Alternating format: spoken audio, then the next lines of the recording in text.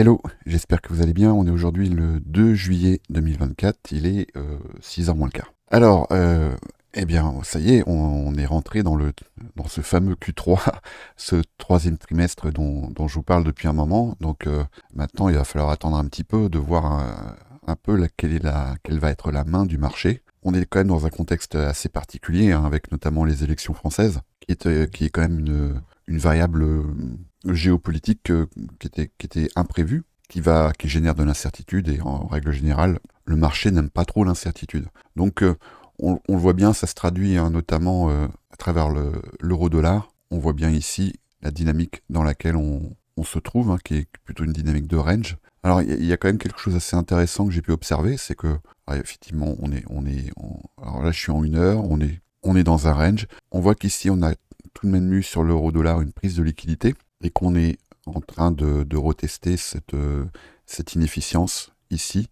et que le retest de cette inefficience, on voit bien à cet endroit, voilà. Donc là qui est plutôt dans un contexte d'une dynamique bearish, a occasionné à cet endroit-là un changement de caractère, un market structure shift. On voit bien ici un displacement, et que ce displacement génère à son tour un reflux baissier, et que là on a ici un gap d'ouverture weekly qui n'a pas été encore tout à fait comblé. Donc je pense qu'on va venir le combler, et moi ici j'aurais plutôt un biais bearish hein, sur l'euro-dollar à court terme, déjà dans un premier temps, et puis si on élargit un petit peu les points de vue en daily, on voit bien ici qu'on a une compression, et qu'on a à cet endroit-là, on a deux breaker blocks, alors qui sont bullish, hein, mais qui n'ont pas été retestés. On en a un premier ici, et on en a un deuxième, la dernière bougie, voilà, ici, sur lequel on va trouver une confluence, en l'occurrence ici, un imbalance à cet endroit,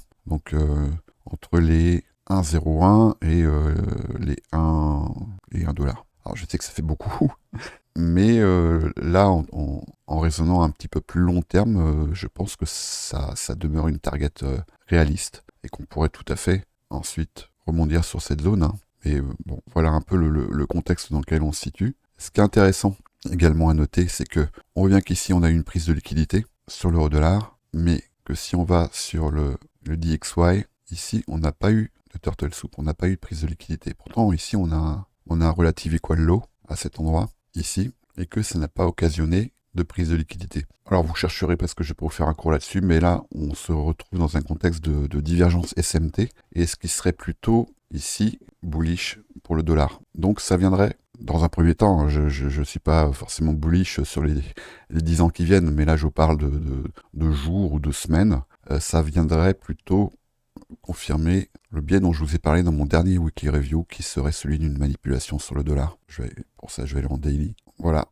Et donc, moi, ça vient ici confirmer le biais là que j'ai, qui serait donc d'une jambe haussière sur le dollar, sur les jours, peut-être les 2-3 semaines à venir, et ensuite, qui viendrait occasionner cette fois-ci un market structure shift. C'est un peu le biais que j'ai. Donc, c'est sûr que là, dans un premier temps, c'est une dynamique. Donc, cette divergence SMT, la dynamique de l'euro-dollar et la dynamique du DXY, c'est plutôt quelque chose qui va me tendre vers un biais plutôt bearish sur les risk-on. D'autant qu'il ne faut quand même pas sous-estimer le contexte des élections françaises, hein.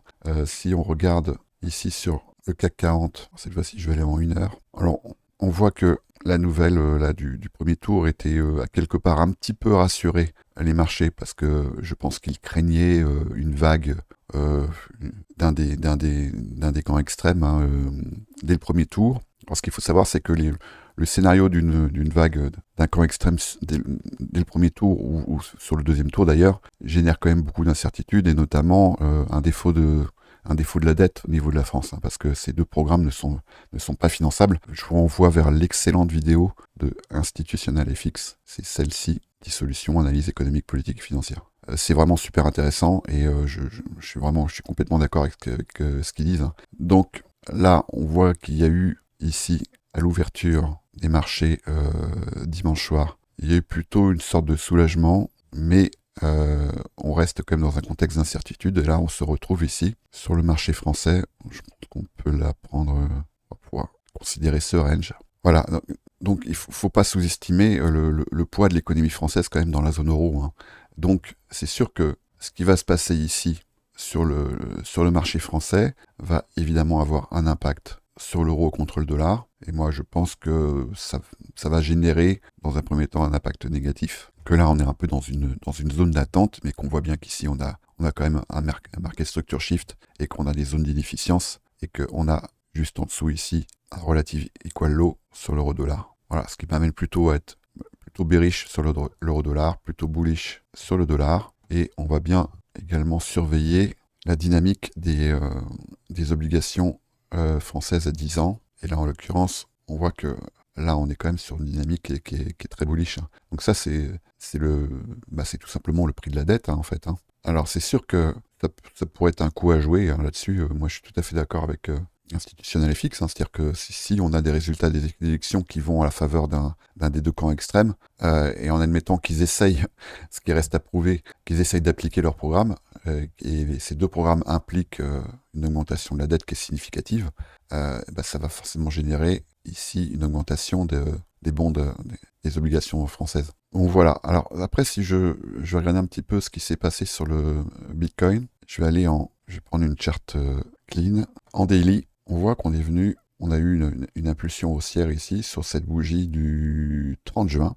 On a eu une grosse impulsion et on est venu travailler ici cette jambe baissière là. Donc là, actuellement, on est toujours pour l'instant dans la formation d'un lower high, d'accord? Et que là, on est venu travailler une imbalance qui est, jusqu'à preuve du contraire, plutôt baissière. Suite à cette impulsion, on voit en daily qu'on a eu ici un hammer qui est plutôt bearish. Et donc moi, mon biais, ce serait, là, dans les jours qui viennent, peut-être aujourd'hui, ce serait qu'on vienne travailler. Et ça, c'est une dynamique que vous allez pouvoir observer qui est assez classique, notamment sur les indices, mais ça fonctionne également très bien sur Bitcoin. Je ne serais pas du tout surpris qu'on vienne travailler ici l'équilibrium de ce range daily, ce qui pourrait nous ramener potentiellement sur les 61 870 à peu près. Alors c'est ce que j'avais noté, là cette fois-ci je vais revenir sur le...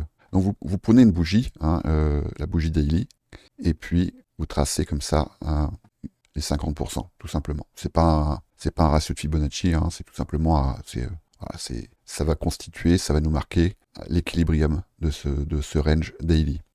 Donc si je retourne sur Bitcoin, voilà la forme que ça va prendre. Voilà la bougie daily ici. On voit que Bitcoin il est venu travailler par un premier drive, puis un deuxième drive. Il pourrait y en avoir un troisième. Là cette fois-ci je vous renvoie vers le modèle des 3 drives. Donc il pourrait tout à fait y en avoir un troisième qui nous ramène encore dans cette zone. Mais je pense qu'à terme, cette semaine, on va venir revisiter cet équilibrium. Alors après, ça va marquer une zone. Et ce qu'on voit, c'est que on a une inefficience qui n'a pas encore été complètement comblée ici. Voilà, ce qui va nous délimiter une zone entre les 62 000 et on va dire les 62 500.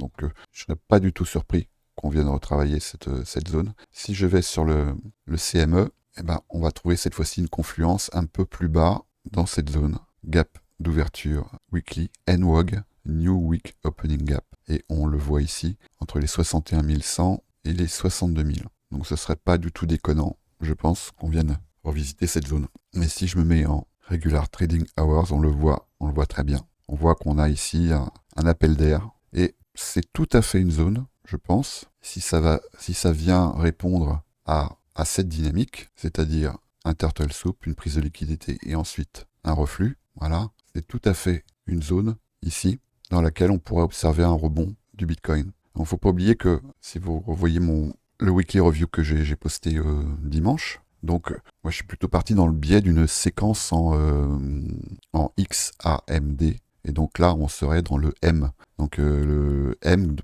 manipulation, et manipulation, ça peut être très impulsif, ça peut être très impulsif, et ça pourrait tout à fait prendre sur Bitcoin, ça pourrait tout à fait prendre cette forme. Alors là, je suis pas devin, mais ça pourrait tout à fait prendre cette forme, et ça pourrait tout à fait après nous emmener, notamment vers la fin du trimestre, du 3e trimestre, vers une impulsion, d'accord? Et cette manipulation, ça ne veut pas forcément dire qu'on va aller, alors on pourrait venir retester ici cette zone, et auquel cas on serait à mon avis, sur des zones de prix qui seraient assez inespérées. Voilà, par exemple, ça pourrait tout à fait prendre cette forme-là. Donc ça fait un petit moment que je le dis, moi, à moyen terme, on va dire d'ici fin 2024, printemps 2025, Moi, j'ai tendance à être plutôt bullish. Alors après, ce qui m'inquiète un petit peu, c'est que sur les réseaux, on commence quand même à voir cette hypothèse se dessiner. Ça ne veut pas forcément dire que parce qu'elle pourrait faire consensus, ça ne veut pas forcément dire qu'elle est fausse, hein.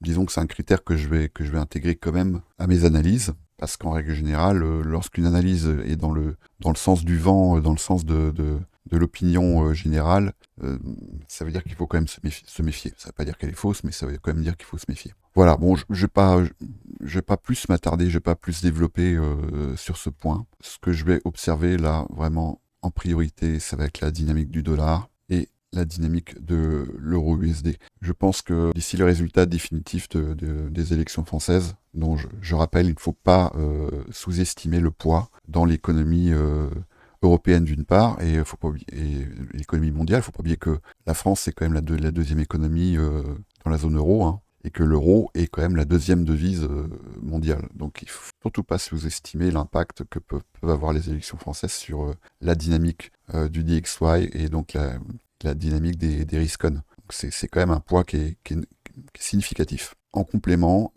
bien évidemment, je vais surveiller les news échos. Donc aujourd'hui, on est le 2 juillet, on a le CPI alors pour la zone euro. Donc ça va forcément générer de la volatilité également. Et puis on a le discours de Powell, 9h30. Mercredi, on a également des news échos qui vont générer beaucoup de volatilité. Et vendredi, le NFP. Donc bon, il va falloir faire attention. Je pense que c'est une semaine, là, c'est la première semaine du trimestre. Et c'est probablement là dans cette semaine, les deux semaines qui viennent, je pense, que le marché va nous montrer sa main. Comme toujours, évidemment, j'arrête pas de le dire, mais particulièrement là, cette semaine, il va falloir être extrêmement prudent. Il y a probablement des opportunités qui vont se dessiner, peut-être même sur les alts. Donc on est là, on est arrivé sur des niveaux qui vont peut-être générer des réactions. Donc, si vous avez une certaine adhérence au risque, bah, ça va peut-être être là, dans les jours qui viennent, le moment de poser un peu les bollocks sur la table et d'engager du risque. Là, c'est certainement pas à moi de le faire pour vous, ça va être à vous de le faire. Mais voilà, à observer, on va dire. Je vous souhaite une bonne journée, puis on fera le point dans la semaine si c'est nécessaire.